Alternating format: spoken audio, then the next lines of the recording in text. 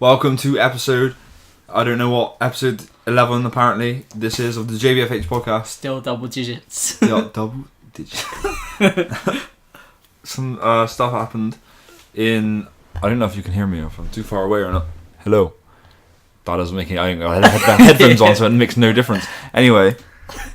We're going to start with the Oscars. We're not going to talk very much into the Oscars because I didn't really know that We're talking about two things in the Oscars. We're going to talk about Black Panther getting a Best Picture nom and Spider-Verse getting the animated feature nomination. Like, be completely honest, do you think that has only been nominated because of a racial thing? Like, they've nominated it because of... I think Black Panther was, I think I tweeted this, was a bullshit political move made by the Academy in order to desperately try and stay relevant.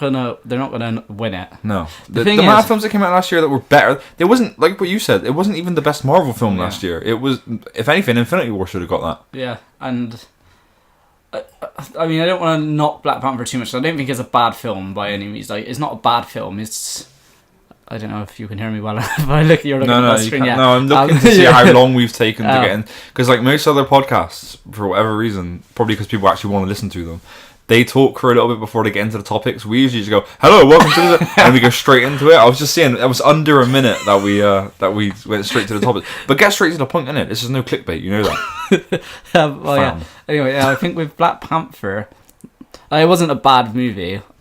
For what it was, I'd probably say it was a mid-tier Marvel movie. Yeah. Like I said, I wouldn't put it in my top 10 MCU. I don't think. What, Black Panther? Yeah. No, it doesn't make my top 10. It's nowhere near my top 10. I think I'd rather. It wasn't that good. I mean, a lot of people don't like this film, but I think I'd rather watch The Incredible Hulk again than watch Black Panther. The original Incredible Hulk. The Edward Norton. Yeah, I thought that was a good film. Yeah, it's underrated. I've always liked that film. Really I watched it at the cinema. I'd rather watch that than this.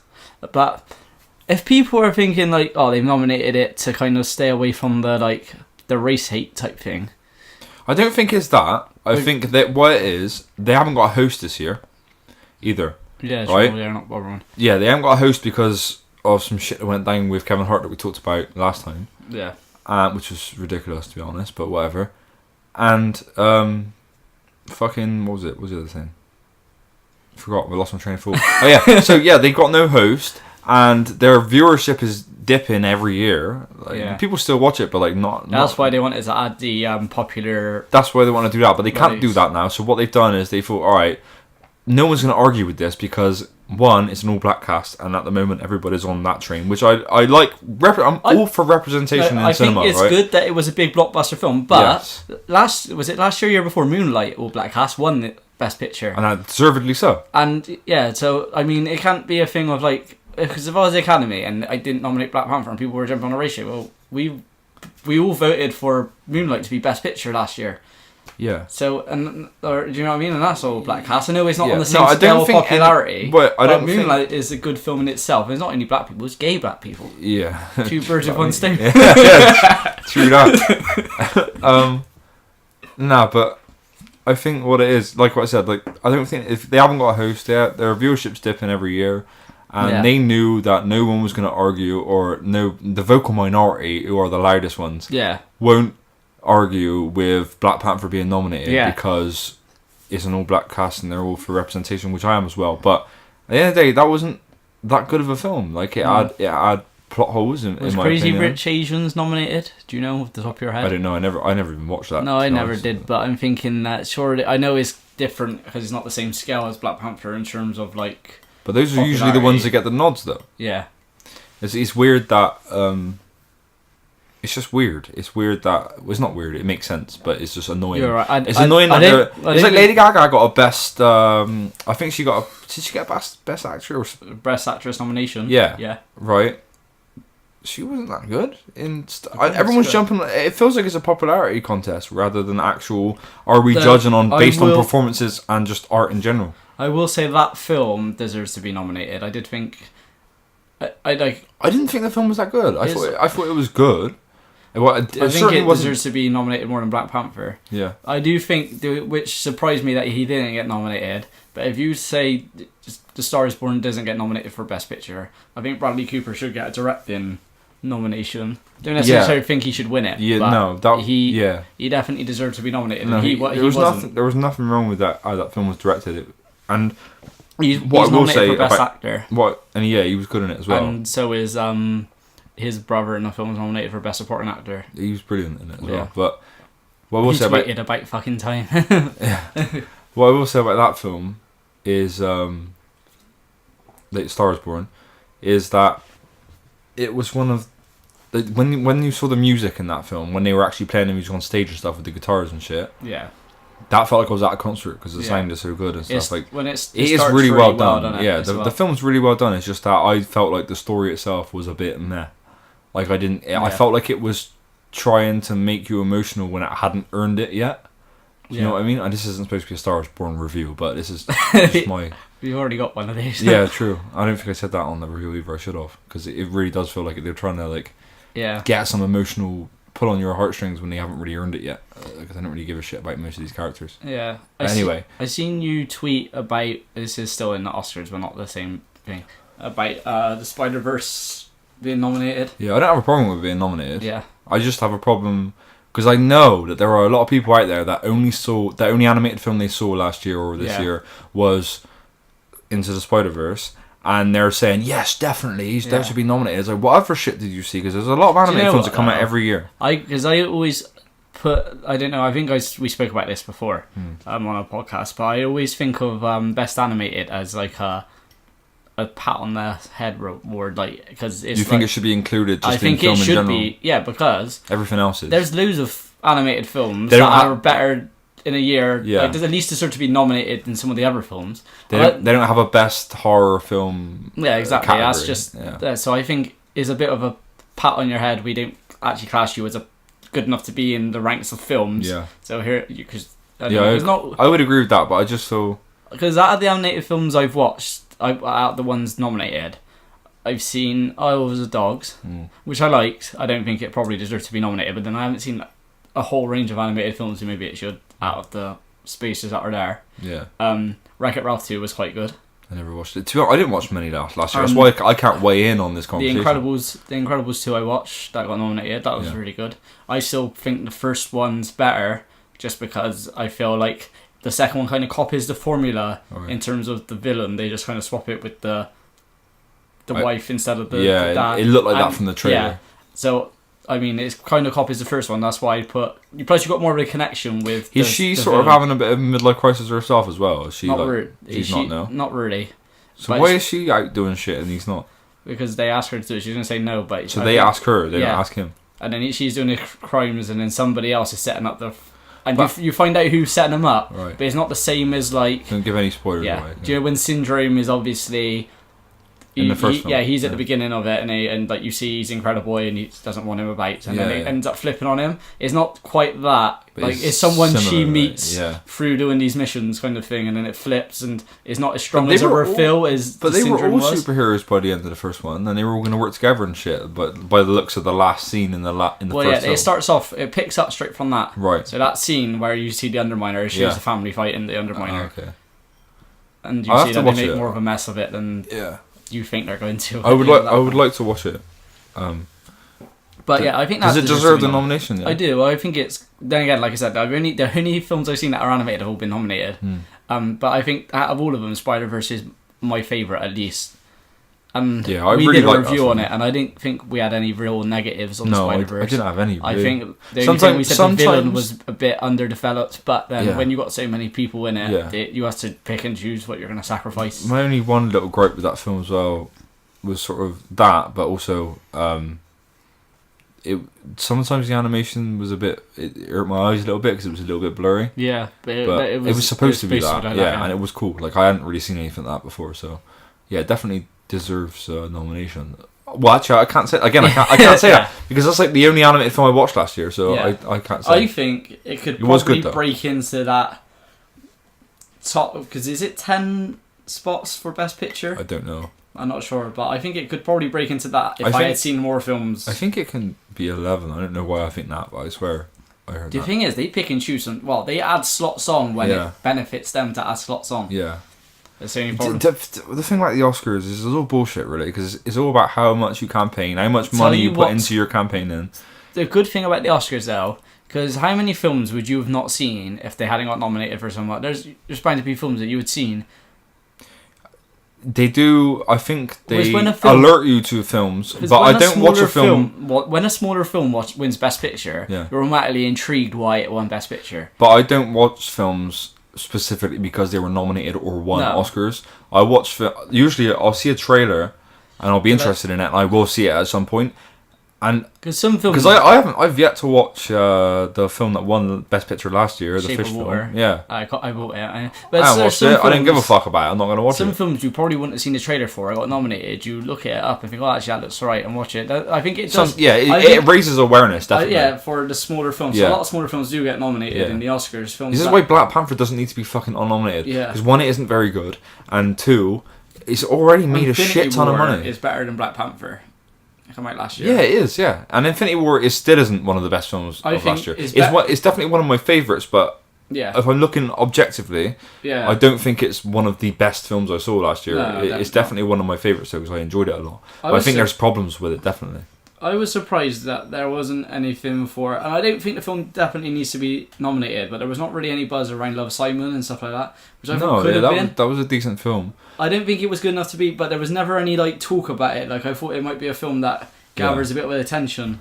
But it was at the beginning of the year, wasn't it? So maybe when the film comes out at the beginning of the year, it kind of trends. People forget, don't they? Because that's why they call it Oscar season. It's like sort of December and November. Yeah, because some people intentionally release films around that time to get nominated for the Oscar. Yeah, it makes sense, especially when it's like a drama heavy sort of film. But what else was nominated? What for? Feist was nominated. I've not seen that. Christian Bale. He was nominated himself? No, the film. I don't know if he was. Fuck me, he should have been. But judging by that trailer, because he turns himself into that dude. Like, yeah, I know. He's mad. Have you seen the pictures of like what he does for roles? Yeah. Like it's crazy. Like when he was in The Machinist, I think it was called. Yeah, he was. He got super skinny. Yeah, Batman. He had to beef up. And that was like not long after that film came out. Yeah. So therefore, he had to put all that fucking weight on in that time. And that can't be good for your health. No, it's not. He doesn't usually. I thought he said he doesn't usually do that anymore, but now he's transformed again. Yeah, you definitely. It's mad. Like, if he's, I seen don't know what his this thing- performance is like in the film though, but it looked pretty good. I've seen this thing about like anonymous dating, and it says just tell her you look like Christian Bale, but don't tell her which Christian Bale. That had like all of those pictures. True. Should we go into Glass spoilers? Because how far into this? We're only 12 minutes in. You got anything else to talk about Oscars? Because this is gonna be a short podcast otherwise, but I don't think people are really gonna care. It's gonna be a short podcast anyway. Yeah, because we have to go out. We're on time limit this. I'm gonna get drunk. Yeah. Don't know why you need to tell, I don't know why. tell people what I location. don't know why I said it. I had one whiskey and now I'm like saying shit. Anyway, I don't have too much else to say other than I think Black Panther is obviously, like you said, a political move just to get viewership. Yeah, it's to get viewership, and they know no one's going to argue with it because nobody wants to be on that side of that fucking. It fence. won't win it. It's there to get people in. It won't win it. I wouldn't surprise me if it wins. I don't think it will. I hope it doesn't because I don't think it was very good. Let's talk about Black Panther for a minute because that film's stupid. Lion King. Why always say like the Lion King? I never put them together, but yeah, if you think about the plot, it's kind of like the Lion King, except the villain isn't there at the beginning. No, he's not the reason the dad dies. Best thing about that film was Michael B. Jordan. And tell you my only real positive I always think of with this film. They do the Phantom Menace ending, but better. Yeah. Like they do, like where it all splits off, and you got the main battle between. Oh right, yeah. It kind of looks like it as well. Yeah, you got the war, and then you got like the space kind of battle. Yeah. It's a Phantom Menace, but better. Yeah, it is actually. True that. They said the score is better in a Phantom Menace. Do you know what I hated about that film? Phantom Menace or the Black Panther? Well, Phantom Menace, fuck me. We could spend a whole podcast on that. But what I hated about Black Panther, one of the things I hated about it was the end, the CG fight. Yeah. It looks shit. Like, it looks shitty. Like, why did they choose to make it so dark and, like, you can already see what's going on? I think the film has a lot to hate. Like, the word hate, it's a strong word. I agree with you with that bit. I hate that part, yeah. I don't hate anything else in it. I just hate that part. There's just things I just don't like about the film. I don't, like I said, I just don't think it's very good. Kind of doesn't make sense either. Why are they this really advanced like community and stuff? But then their fucking rules are if somebody kills your king, he's now king, and you can't argue with him, no matter even if the majority of people don't want him to be king. It's like fuck off, just have a vote. What's going on here? See what happens when people vote. Brexit. Yeah. Get into that on here. Not just that. Lose the stuff happen, don't they? We could end up with fucking dictators in charge and all. No, not if you've got a vote. Yeah, That's the opposite. A dictator's the opposite of. That's democracy. Yeah, but they. Yeah, so yeah, no. You're making a fool of yourself on this podcast. We'll say it's the beer. You've had half a beer. 3/4 actually. All right. Well, anyway, let's do Glass. Should we do Glass? We watched Glass last week. Yeah, we and just because of me, we could have made a review, released a review already, but I was lazy and I couldn't be bothered. I wanted to try and get one out. I know, on the weekend. It would have made sense. I remember thinking when I said no to you, I thought we should really. Because that weekend, and then I went on YouTube and I looked. We got 8 subscribers and 2 of them are us. So I was like, I don't give a fuck. But if we had done it, our review would have been up before Chris Stuckman and Jeremy Johns. Yeah, Chris Stuckman gave it a B. Just would like to, before we talk into Glass. Took it to Glass. What did you say? If we go into Glass. Yeah. Did you? I think I sent it to you. I commented on John Campio's video as his channel by accident. I was supposed to comment as me. Don't be a commenter. No, although we would appreciate comments. Because John Campio said throughout this film it treats comic book fans like idiots because it keeps saying in a comic book they do this. Yeah. And that's the running theme throughout Unbreakable. John Campio's a fucking hack. I don't like him. Yeah. He's shit. I called him out on it, but loads of people liked our comments, so sorry. Sorry. I didn't embarrass us. Most people are going to disagree with him. Anyone who comments on that video are going to be people who liked the film because nobody comments when they agree with you. Yeah, do you know what I mean? They just comment when they fucking hate your guts. So nobody comments on ours because nobody watches. Yeah. Yeah. So, John Campio's an idiot. There's a lot of I don't value his opinion. There's a lot of mixed reviews around Glass, and I kind of see why, but not to the extent. Definitely see why it's mixed. I don't see why anybody thinks it's terrible because it isn't terrible. Because I kind of get it because when you watch a film and there's a twist, the twist is the freshest thing in your mind. So when you come out of the film and you don't like the twist at the end, it tarnishes your whole view of the film because you didn't like that bit. Were you massively surprised by the twist in this film? Now this is spoilers, by the way, if you didn't catch it. So we're going to talk spoilers. So I was surprised that she was working for an organisation. I didn't see that bit come in. No. I don't know if I liked it either. No, I think it brings itself around quite well though.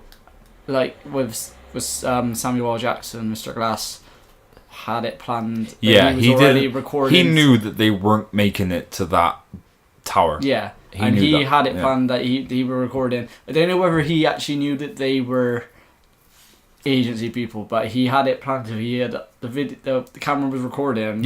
From another stream, so he had that, and it could be uploaded. He could have known because if he's getting out of his room and shit, there could be some sort of file or something like some Batman v Superman shit where it's got all their little symbols. When you stuff. first see and they're like, "Oh, we seen you got out of your room and stuff," we assumed that they know that he gone into that room, but he changed the cameras to have issues later. Yeah.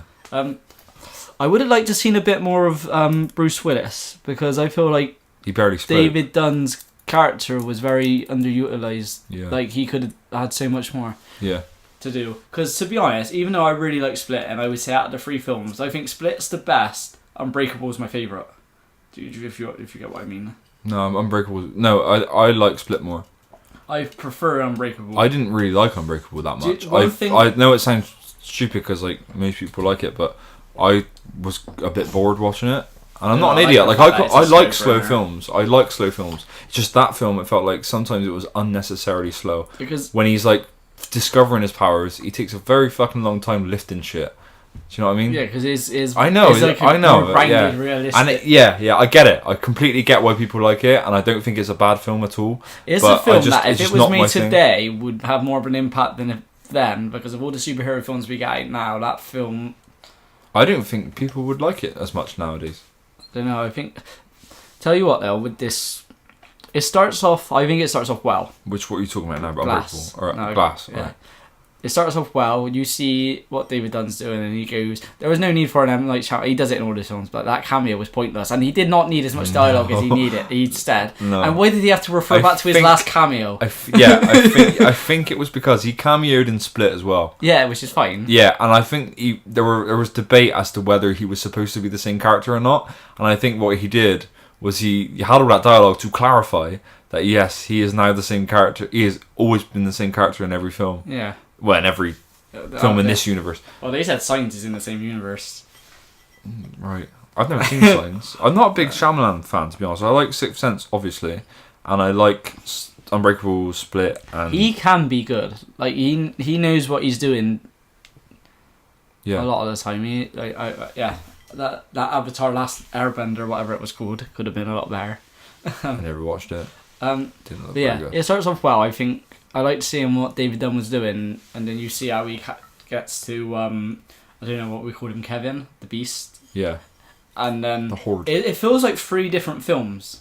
Like you feel like you got that first film that Shyamalan wanted to make, then in the institution it seems like another film, and then when it comes out to the end with the battle, it feels like a different film altogether. Do you know what I mean? It feels like it's 3 different ideas that he's put into one film. Did you like it though? I like the film overall, but I think it could have been better. I enjoyed it quite a lot. I enjoyed it enough to watch it again. I'm gonna buy it. I don't know whether that's because I want to have the trilogy. I don't there know if he needed to kill them all off though. No, I wasn't. That's my biggest gripe with it. I think is that I don't think I don't like the way they died. I don't think Mr. Glass should have died at all. I don't think Kevin should have died. Or No. the Beast, the Horde, whatever you want to call him. And do you know, like... Well, couldn't he turn into the Beast and then pop the bullet out when he got shot? I watched Split, I'm going to say, not last night before. Yeah.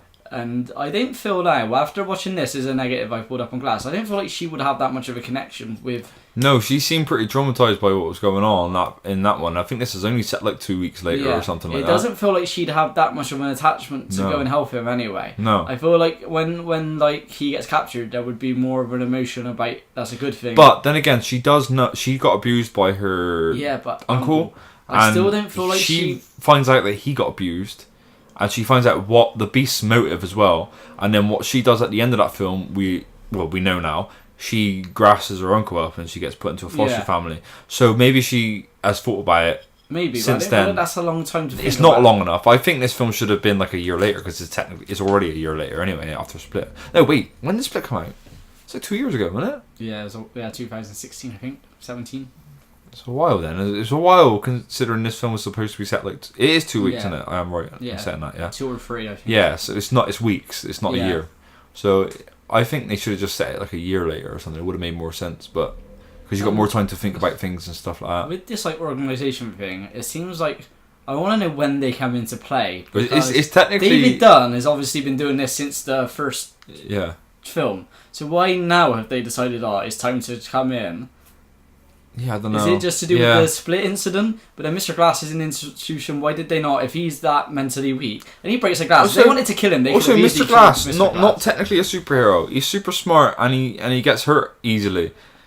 Is he Has he got a superpower? Or has he just got a fucking disability? It's a real condition. Did you not know that? No, it's a real condition. I know people can have brittle bones, but I didn't know they could be that bad. I don't know if it's as bad as they make out in that film. Because he falls on his knees and a real he's condition. Just dead, basically. It's a real condition. So I kind of get his thinking of it though, because he's like someone on one end of the scale there, and then you got Bruce Willis who is literally on the other. Yeah, it makes sense in the film. I got a question. How does Bruce Willis wash in this film? His weakness is water. Every time he takes a shower, does he die? I feel does like he nearly die? I feel like they've made his weakness more extreme in this one. Yeah. Yeah. Because he would have known about it, wouldn't he? Because he's out in the rain and stuff, Yeah. Unbreakable. He's like literally walking in the rain, fine. The only time he struggles is he falls into a pool, which is understandable. Because plus he's got a blanket wrapped, like a sheet wrapped around him. Plus, didn't he almost drown as a child as well? Yeah, so it's but like yeah, 'cause it he surely was has a being mental dumped under. deficiency rather than actual physical weakness. Yeah, well they They explore this in this film, but then they say by the end of the film like no, they had superpowers. I knew the twist wouldn't be. I know it wasn't. They're not gonna really be stupid. What Yeah, are I you knew gonna do? that. Yeah. One of them wakes up. And I would have been pissed off if that was the case. Yeah. Because you've already got me invested in these characters. If that was the twist, I would have been. You always annoyed. need a big twist, though. I think he's got himself into this mindset where every film he does now has to have a twist. Yeah. And it doesn't. Yeah. I don't think this film needed a twist, because you could have had what happened to the point, and they break out, they fight, and the only twist really is going to be that the fact that Mr. Glass set up the train crash that killed Kevin's dad. Yeah. And then the fact that he's recording it and streaming it. And that's all you really need. I don't think you needed this all agency bullshit. They could have not believed that they were superheroes still. Because, I mean, if it's supposed to be as grounded as it is, because even with Bruce Willis going out fighting crime, he's not doing anything. Should we answer this live on? Yeah, Villa's got a phone call. Should we answer it live? There's no audience here. There's no live. Well, yeah, I suppose it's not actually live, but should we answer it and keep it in, or should we just not? No, We're just going to leave it, are you? Just going to let him... We'll ring him back. Could have been funny. It probably wouldn't have been. Probably wouldn't. You coming out? What? Nah. Should you left yet? Yeah, that's what it would be. Have you left it? Yeah. I hope you've put me off topic now. You were talking about... I don't know. But basically... I can't remember where I was at. You put me right up. We shouldn't have tried to squeeze this in before going out. I'm all over the place today. Yeah, I don't think he necessarily needed a twist. No. And I think you could have had it because in a world what's like I was somewhere else in a world as grounded as it's supposed to be. Yeah. And Bruce Willis doesn't do anything in these crimes that necessarily tells people he has superpowers. No, he's a piece of shit out of people. Yeah, so he struggles with that. Like he's strong, right? But like he's like. Okay, he's almost like bodybuilder strong or something. There probably could be people that are almost as strong as him. Yeah, that's what it seems like anyway. He can't. I don't think his power is that he's necessarily that strong though. It's more like he can't get hurt. Yeah. That's more. Yeah, I suppose. So like he can't break a bone or anything. He doesn't get sick. So when people see this vigilante running around beating up people, I believe he kills people as well. He must. He kills someone in Unbreakable, doesn't he? But yeah, but fuck me, that bloke deserves to die. Yeah. The one that's got kidnapped people and shit. Yeah. Because when I first watched Unbreakable, at first I was unsure what his power when he could see people. I couldn't tell at first if it was the future or the past. Do you know what I mean? Until you get to that point and then you see the body dead. Did you like the usage of like deleted scenes from Unbreakable in this film? At first I was like, was that in the film? I can't remember. And then at first I was like, if they'd done that digitally young thing and then you noticed straight away. Yeah. That is not. I didn't think they would do that. Also, I don't think Shyamalan has the budget for that. Because he like, I don't know if it's for this film, but he like remortgaged his house for a film. Like he's funding these films himself. He's not actually. I've seen his tweet and he's basically. Well, he's not. I don't know if he's funding it all himself, but he's putting his own money in there. Yeah. Which filmmakers generally don't do unless they're indie filmmakers, which I suppose he is at this point. Yeah, I don't know if I class Glass as an indie film though, just because it's definitely a small film. It had all this buzz around it still leading into it. Because Split was an indie film. No one knew what how good that was going to be. I think that's got people. Well, the definition of an indie film would be that it's an independent film. You did it yourself. Yeah, I suppose. But when I think of indie, I think of these small budget. Yeah, but these are small budget though, considering. But I feel like this is like a bigger film in the eyes of people than but in terms of budget I don't think it is. I think it's pretty much the same. I haven't looked, but I'm assuming. But yeah, I don't know, we might do a bit more of an in-depth talk about this at some point, but we're running short on time. But if you want to give it a rating, what would you rate it? Not that it really matters because anyone listening to this I suppose have already seen the film, but yeah, I think I'd give it probably about an 8.